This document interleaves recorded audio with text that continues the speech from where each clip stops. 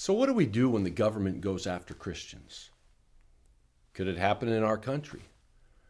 Look, our government specifically, let's just call it out, specifically the Biden administration, it's straight up targeting Christian universities.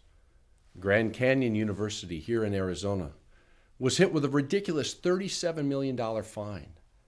And now we read that the Biden administration has gone after Liberty University, that's my seminary alma mater, with a $14 million fine. Coincidence? I think not.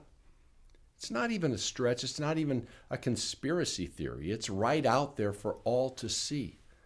I mean, after all, look, no public university, no secular university, no leftist, antichrist kind of university has been fined or investigated. With all this anti-Semitism that's going on in these leftist universities, no fines, no action, nothing. Turn a blind eye, not a big deal. Yet the two largest Christian universities in the United States are in the crosshairs of the federal government. They're being targeted, threatened with nonsense. Now, Jesus told us that this kind of stuff would happen. Jesus said, it's found in the Gospel of John. He says, look, if the world hates you, keep in mind that it hated me first. If you belong to the world, it would love you as its own. But as it is, you don't belong to the world, but I've chosen you out of the world.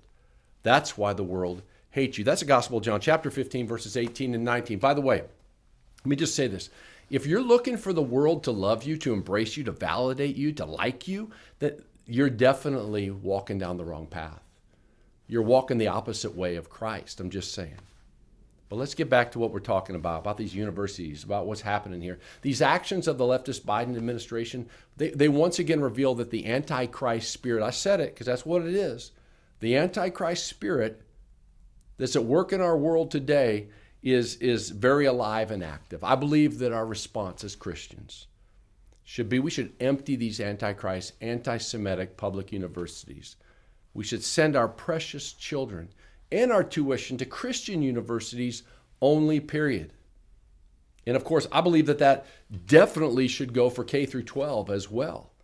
We got to stop sacrificing our children and directing our finances to these secular institutions that, frankly, at the core, I'm not talking about every teacher and every professor, no, but as an institution, these secular institutions, by what they say, they hate Jesus. And they work to drag our precious children into their hellish pit. Does that make sense? I mean, we got to pull away from that.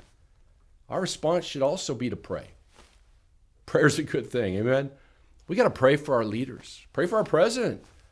Pray for the fear of the Lord to overtake this nation. Blessed is the nation whose God is the Lord. Man, we need the fear of God. We need to pray for darkness and lies to be exposed, for light to overcome this darkness. And we got to remember this, that we're the light.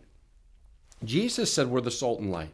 So we got to show up. We got to speak truth. We got to not compromise, not flinch, not capitulate, not bow our knee to Caesar, not participate in this mess. And as Ephesians 5:11 says, have nothing to do with these fruitless deeds of darkness, but rather we're called to expose them. See, the Antichrist will attempt to silence truth, to put out the light of Christ, the light that's in us. But I say, hey, this little light of mine, I'm going to let it shine. I'm going to let it shine, let it shine, let it shine. God bless you, and may you let the light of Christ shine through you today.